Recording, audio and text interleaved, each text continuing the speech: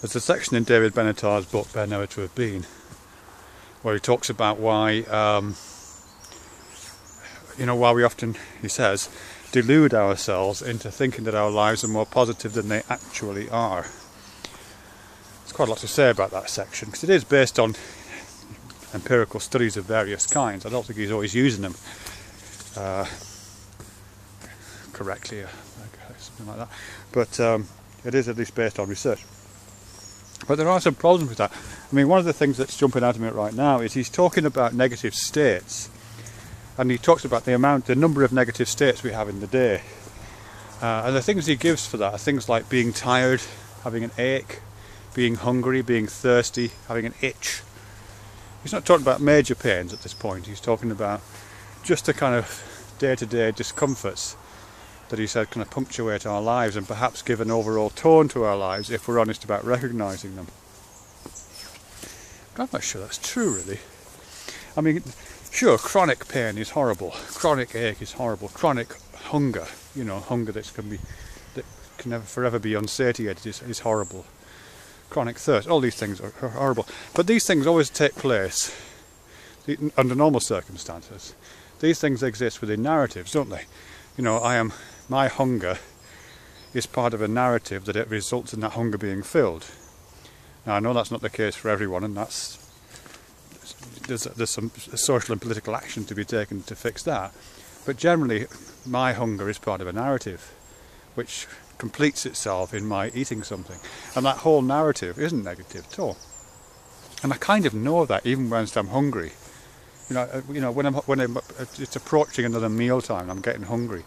Yes, I'm hungry, but it's not an unpleasant sensation, not really. It would be unpleasant if it continued, and as I say, became chronic. Similarly with being tired. I'm usually tired towards the end of the day, usually if I've been working hard or something like that, or engaged in some kind of physical exercise. But again, that's part of a narrative, which includes the circumstances which made me tired as part of it. And most of the time, again, that's not an unpleasant narrative. Sure, sometimes it is, but most of the time it isn't. And similarly with things like an itch, an itch is part of the narrative of scratching, isn't it? And most of the time I can scratch those itches.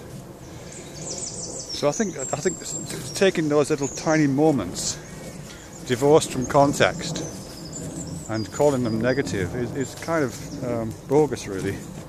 And it's bogus in a grander sense too. It's to do with how long a feeling lasts. How long is a moment when we're making these kind of assessments? Because I know there's good evidence to suggest that, kind of supporting Benatar here at this point.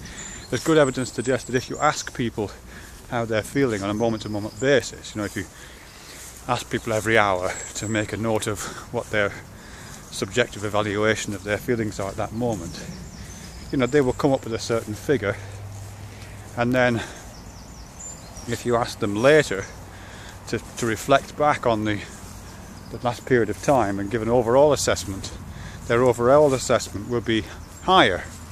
If you ask them every hour, they'll say, oh, I feel like a 6 right now, it feels like a 7, now it feels like a 4, now it feels like a 2. But at the end of all that, you say, what about the whole thing? They'll say, oh yeah, I think on average it was about an 8. They'll overestimate what their overall experience was like. But that seems to me to do with, not so much to do with the Pollyanna effect, it's sometimes called, the overestimation of one's positive experiences, but more to do with a kind of recalibration of what a moment is. Because even within pains, even within these tiny moments of pains, I've got something wrong with my knee right now. There's something to it. It gives me twinges. Actually, whilst I'm walking along now, every time I put my leg out, it twinges, because it's stretching the hamstring at the back. But even within that twinge, which is quite a small moment, probably lasting less than a couple of seconds, actually less than that, less than a second probably, I can kind of feel a shape to it, So even the moments that we designate as pains have actually got a structure to them, in which that sensation rises and falls. And over the course of a few minutes, it goes up and down enormously. And as I say, these always exist in a kind of temporal context of larger blocks of time. The block of time to do with an activity. This walk that I'm on with the dog right now. Reflecting back on this walk I've done with the dog as an event over, in and of itself, it'll include all of those moments, the tiniest moments and the longer moments. And I'll evaluate that whole composition.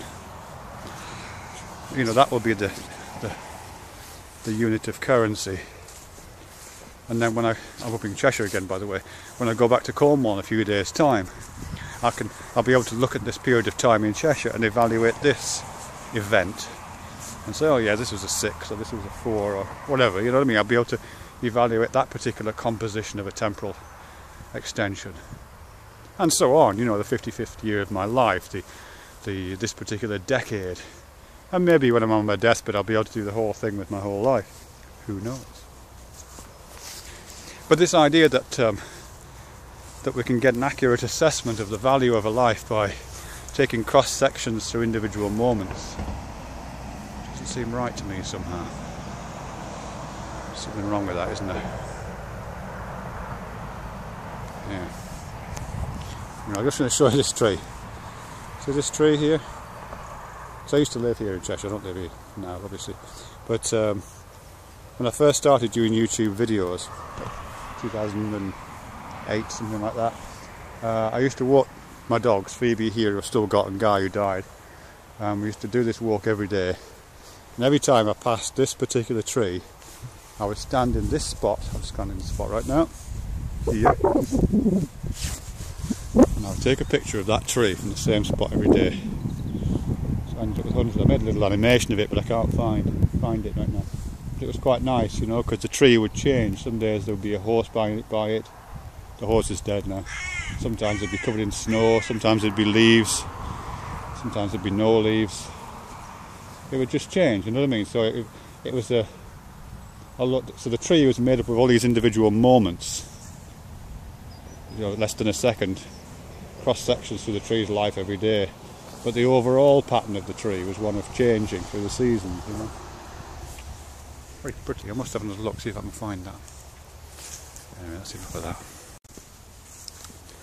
This is just a very quick addendum to the last video when I was talking about the individual moments that make up a life and how the negative sensations usually exist within narratives, which makes the moment by moment evaluation of those sensations partial, really, and tends to underestimate. We underestimate individual moments because we don't see them within the context of the big picture. Well, I think there's an exception to that. Well, I'm not sure if it's entirely an exception, but it's to do with loneliness, actually. In Alcoholics Anonymous, they have this saying, HALT, hungry, angry, lonely, tired, where you, ideally as an alcoholic, you should try to avoid being either hungry, angry, lonely or tired, because those are vulnerabilities. But the worst of those, the most vulnerable of those, is loneliness.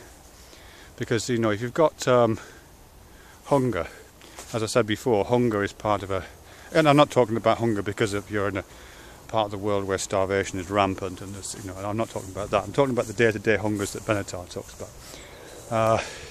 If you're hungry, as I say, it's part of a narrative of hunger fulfillment, and it always exists with that. And even whilst you are hungry, your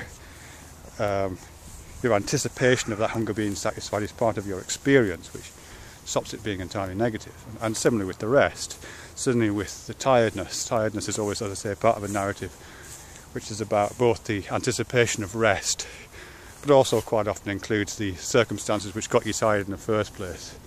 So that's kind of built into that, isn't it? And even anger, which I didn't mention earlier. Anger isn't necessarily a positive sensation, or it can certainly feel energetic and energising. But again, that's often part of a narrative to do with justifiability of that, and perhaps its ultimate resolution in some way. But different to all those, I think, is loneliness. And loneliness, of course, as we know, is different to solitude. Being on your own is important. I like being on my own. I know lots of other folk that being on their own. A lot of the people I talk to on YouTube seem to spend a lot of time by themselves. We are this strange community of hermits in many ways. And solitude, of course, is valuable, but solitude is not the same as loneliness, is it? Loneliness is incredibly crippling in some ways, I think, because it doesn't have a narrative of completion. It doesn't contain within it the sense that this loneliness will end in the way that hunger does. You know, hunger, the conventional hunger I'm talking about, you know, hunger does contain within it the possibility of its relief, of its satiation, and it has that kind of positive aspect to it. But loneliness doesn't have that. You know, loneliness is, you know, it's like the forever alone. You know, forever alone. That, yeah, it's funny, but it's sad at the same time, isn't it? When you're alone and you feel lonely, you feel forever alone. That's a feeling that extends inevitably without an end to the narrative. So I don't know, maybe that's something to think about. Anyway, thank you.